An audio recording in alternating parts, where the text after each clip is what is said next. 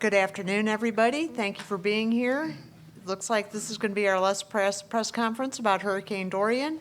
And I will start by introducing you to Emergency Management Director Jonathan Lord. Good afternoon. I'm pleased to announce that Hurricane Dorian is continuing its exit away from our area. As of 12:05 p.m., we have lifted our evacuation order as well as our curfew orders throughout the county, all the areas that were affected. County offices and the library will reopen for normal business on Thursday, tomorrow. Garbage collection will return to normal on Thursday, but yard waste will be collected on Saturday this week. There are a handful of power outages still around the county, and FPL is working very closely with us to make sure those are restored as fast as possible. I'd like to remind residents, even though this storm is leaving us and the impacts, we seem to have dodged a bullet, and the impacts seem somewhat minimal. The county does have some damages, especially on our dunes, and our public works crews are assessing them and working with FDOT and Flagler Beach and Beverly Beach and Marine Land to make sure those are taken care of. Also like to remind residents that while we may have made it through Hurricane Dorian, we're only starting to approach the peak of hurricane season, and ask that all those great things you did to get prepared over the last week or so, that you keep those supplies, keep your plan in place in case we have another hurricane. Hopefully we won't, but just in case we do, before hurricane season is over for this year. I'd like to thank all of our residents, visitors, and businesses for your teamwork and effort in making sure that you did the right thing when evacuations were called and being prepared before the storm arrived. And I cannot say enough thank you to all of our municipalities, our constitutional officers, our school board, our nonprofit partners, and our state agencies that have worked closely with us here in the Emergency Operations Center to make sure that if this had been worse, we were ready and prepared to take care of this community. Thank you. And now we'll hear from Flagler School Superintendent Jim Taggart. Good afternoon. First off, thank you so much for our partners as we prepared for, reacted to, and now clean up from Hurricane Dorian. That includes Flagler County, our cities, Flagler County Sheriff Staley, the Flagler Beach and Bunnell Police Departments, and the National Guard. Also, I would be remiss if I did not thank Jonathan Lord for his leadership. This has been handled very, very well, and as he said, it's the beginning of the season, and I feel like this was, fortunately for us, good practice, and God bless that it was practice for us. At the height of the sheltering, we had 400 of our guests in our shelters at Rimfire Elementary and Bunnell Elementary. We pride ourselves as treating our community as our guests, and I cannot commend our school personnel, volunteers for our schools that have helped to make that a pleasant stay for our guests, our community members. That means a lot to us because the community supports our educational goals in this district. They're starting to move from the shelters as we speak. That enables us to get our schools cleaned and ready to open. We've announced that our schools and district office will be open for business on Friday. We are currently working on a plan to make up for the days that we missed, so please no one assume what that may entail. We'll have an announcement on that as soon as possible in the coming days. We have a great team at Flagler Schools, and I know we'll be able to hit the ground running on Friday morning and get back to our main focus, giving our students the best education that they can receive. Thank you. And now we'll hear from law enforcement, starting with Sheriff Rick Staley. Well, good afternoon. It's great news that the curfew is lifted. I know our residents are curious what's going on the beach side and want to get back to a normal life. I just ask and remind you that the roads are still wet. We'll still have bands of rain coming in. There'll still be wind gusts. So just be careful when you're driving. Take your time. If you don't have to go out today, spend another day at home and go out tomorrow. We've had virtually no issues during the curfew. Made a few traffic stops, reminding people that we're on a curfew, and they complied and left. We made a couple of arrests, domestic violence related, and those things kind of happen, and those are unfortunate. But overall, it was great. I want to commend the men and women of the Sheriff's Office and all the first responders.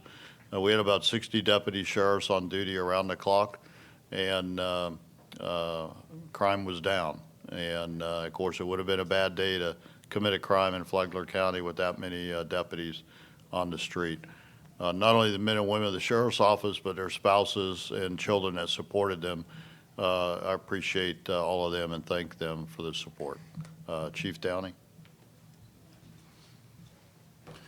Thank you, Sheriff, and good afternoon. I'd like to echo Superintendent Tager by saying Jonathan Lord and the team he's assembled at the EOC did an amazing job over the last 10 days. I'd like to thank Sheriff Staley, as well as the county manager, the Flagler Beach City manager, for their faith in the law enforcement and first responders that were out working tirelessly over the last week and a half. Hurricane Dorian presented a lot of challenges, which we knew we would overcome. The State Road A1A project is intact. There are structural engineers out right now assessing the damage. And I'd like to put our thoughts and prayers out to whoever's in the path of Dorian in the future, as well as keeping the people in the Bahamas in our thoughts and prayers, as they were devastated as that storm hovered over them for 3 days. So once again, the bridge in Flagler Beach is open. There are no restrictions. Our office is there to welcome our residents home. We'll be collecting trash tomorrow, regular normal trash runs. And while the pier is still closed because the structural engineer needs to come out and assess the damage that it may have received due to storm surge, the beach will not be protected with lifeguards, so you'll be swimming at your own risk. And we're asking people, do not go into the Atlantic Ocean. It's unsafe at this time. So once again, hashtag Flagler Strong, and thanks for all your support. Does anybody have any questions? Can you talk about county services and those, might continue? County services will pick back up tomorrow. That includes the library opening, but we'll have normal hours starting tomorrow, 8 a.m., bright and early. You talked about some damage, some minor damage. Can you describe that and where you saw some of it? It was power lines, down trees, anybody was hurt? Jonathan, do you want to address that? I believe we had a single tree down in the county that I am aware of. Doesn't mean people haven't reported and just taken care of it themselves. At one point in time, there were close to 1,700 customers out at a single point in time with outages. That's nowhere near that at that time. At this time, FPL has been going out every time they could, and the winds weren't too strong, and they went out and took care of that. Are there any people still without power at this point? There are a couple hundred, and the number changes. While we're in here, the number probably went down, so. Where I heard reports of a washout northern Flagler, well, raining in, southern St. Johns County. Yeah, Southern St. John's, yeah. Yeah, we have no breaches of the dune system. We do have significant erosion to many of our dunes. What category storm for the new dunes designed to withstand? That I can't speak to. The county engineer would have to answer that question. In terms of your shelters, you mentioned the number 400. Is that collectively between the now Yeah. and Ring Fire? Yes, yes, it is.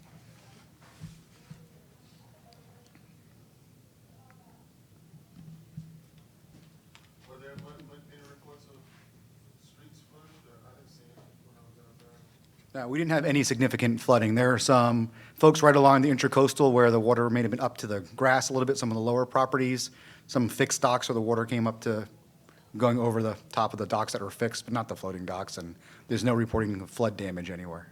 And the tree that fell was in some of the woods? I don't recall that, where the location was. We had a tree fall on Seminole Woods during the night. A car ran into it, no significant injuries from that. There were a couple trees recently on the west side, like in the last couple hours, that fell, and our deputies handled those.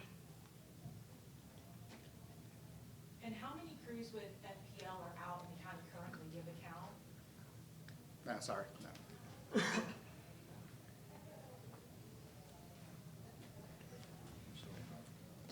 I can have an FPL representative call you if you would like. They were staged at the airport. I know we had a lot of crews working throughout the storm. Conditions never got bad enough, so as power went down, they were restoring it right away. Thank you very much, everybody, for attending.